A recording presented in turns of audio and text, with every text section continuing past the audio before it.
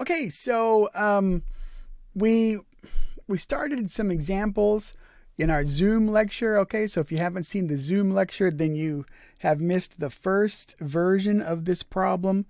Okay, and so I want to encourage you to go back and take a look at that. Now, in this one, we're changing it up a little bit. We've got the same unit on the sled, and well, we got the same rocket and the same sled. We're going to add the little kind of parachute donut unit that I talked about during lecture. And we can see that that changes the acceleration. The old acceleration was right at 40 meters per second squared.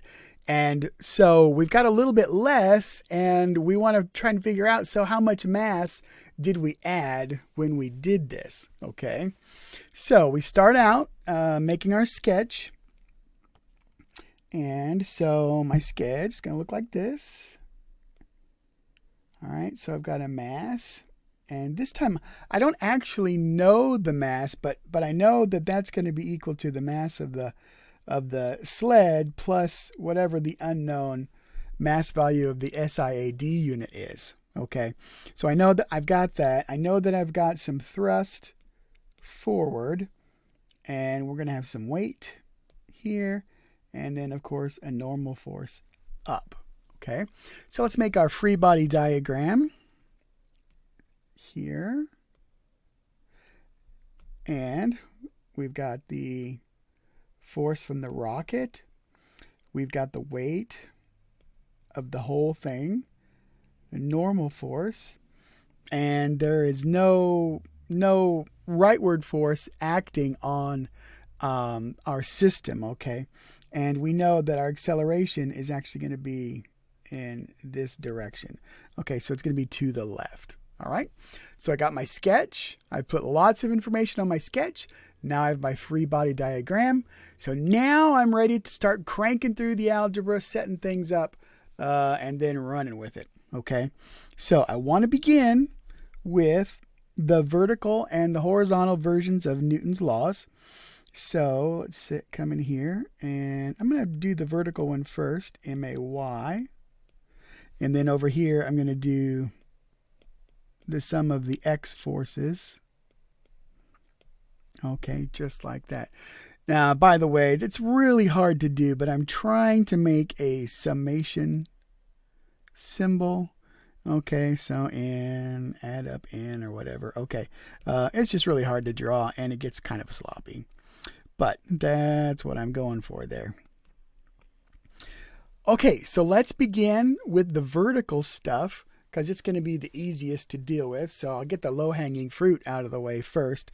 So I've got my normal force upwards, and my weight is down, and my acceleration is 0 in the vertical direction.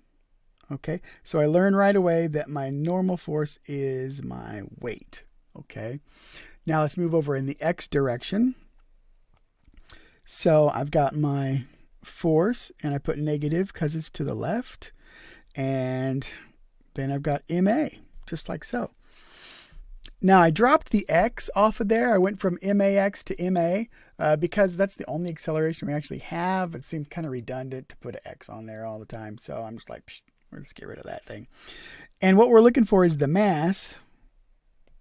Okay, so this becomes minus FR over A. Okay. Now, when we put some numbers in here, got my minus, got 48,000. All right, and it's newtons, but remember I got to make that substitution where instead of putting newtons, I'm going to put kilogram meters per second squared. And then my acceleration is 36.9 meters per second squared. But what's the direction on my acceleration? Is it to the left or is it to the right? It's to the left, so I have to call it negative. All right, just like that.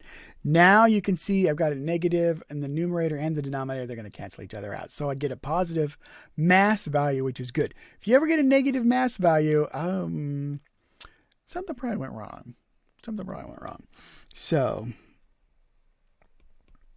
anyway, we plug in our numbers on that, and what we get is 1301 kilograms. All right, now we said that that is actually equal to the mass of the sled plus the mass of the SIAD unit, like that, okay? And so the unknown mass, which is the SIAD number, is going to be the 1301 kilograms minus M1, which is 1200. And so that leaves us with M2 being 101 kilograms, okay? So there's our answer for what the mass of the SIAD unit is, okay? All right, so now here's one where we didn't clearly go across our bridge. Remember Newton's law, we need to think about it like a bridge, F equals ma. And so we've got kinematics on one side and we've got force on the other. And Newton's law helps us get back and forth between those two, okay? So in this case, the thing we didn't know is actually the mass. So that's kind of like in the very middle. All right, let's look at another situation here with this guy. So here it says the test engineers need to achieve a speed of 150 meters per second, but the length of the track is only 200 meters. If they add a second identical rocket motor, can the sled and the SIAD unit reach the desired speed? Okay. Now, there is a piece of information missing here, which is the mass of the second motor. So let me write that up here. Yeah, okay. So the mass of the second motor, I guess I'll call it M3, is going to be equal to, let's say, 300 kilograms. All right. And the 3 sig figs on that guy right there. Okay. So our job now is, it says it's got to reach a certain speed, and it says the length of track is only 200. So if they add a second one, can it make that or not? Okay, well, so what we need to do is go ahead and make a diagram. And so I'm going to make my diagram a little bit different this time. So I start out with some initial speed of 0. Okay, and I'm going to go a certain distance. Okay, and that's 200. I'm going to get over here. And I need my final speed to be 150. Okay, I don't know the time. Just like that. Now, there's going to be some force acting on this thing here. Okay, just like that. And that means then there's going to be some acceleration on this thing, which will also be to the left. Okay. All right, so let's go ahead now and look at the forces acting on our block, okay, on our sled. And they're going to be like we had before, which is to say we've got an FR, got our weight, got a normal force here, just like that. And so if we do our free body diagram, then put all that stuff over here. Normal force, weight, F sub R. Okay. Now, if I were working these problems back to back on my homework, I would probably not bother with the last two things we just did because we already have a picture of those. As long as you already have a picture, that's fine. Here, as I'm making this video for you, I don't have a picture on this, but I want to, just in case we need to refer to it. Okay. So, one other piece of information we need to put on our free body diagram is the direction of the acceleration. Okay. Just like that. So, what we can do is, I tell you what, let's go ahead and work out what the acceleration will be. And actually we've got two rocket motors going on this thing. So we got two FRs. let's go ahead and figure out what that acceleration is going to be. Okay, and so from our, whoops, boy, that is really hard to make, that little thing there. From our y information, okay, we still have exactly what we had before. So our normal force is our weight. In the x direction, max, just like this.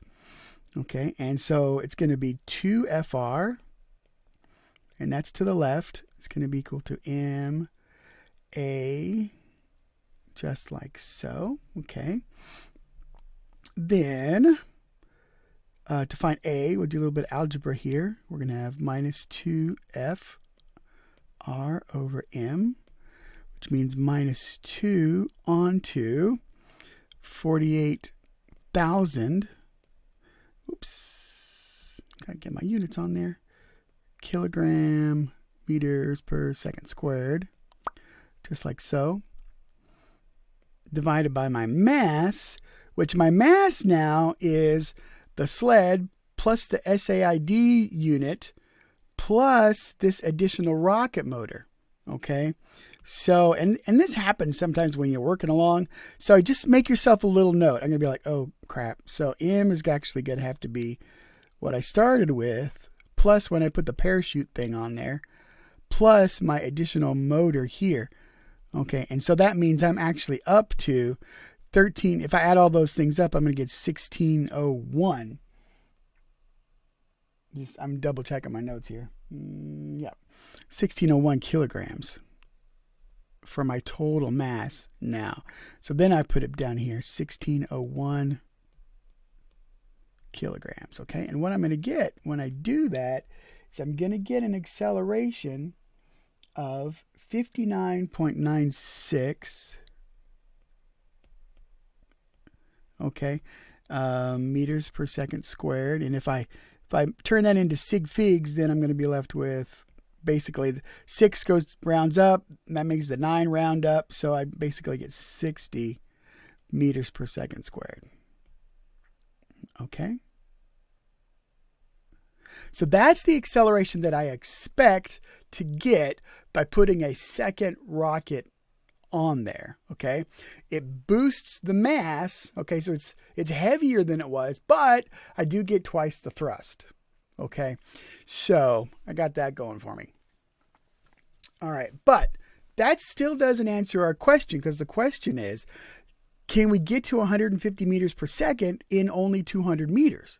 Okay, so we got to find out, does 60, oh, that's negative because it's to the left. Is that going to get us where we need to be? Okay. And so what we can do is then we can use Bumblebee. Okay. And the way I did it, there's different ways to go. But let's look at Bumblebee here.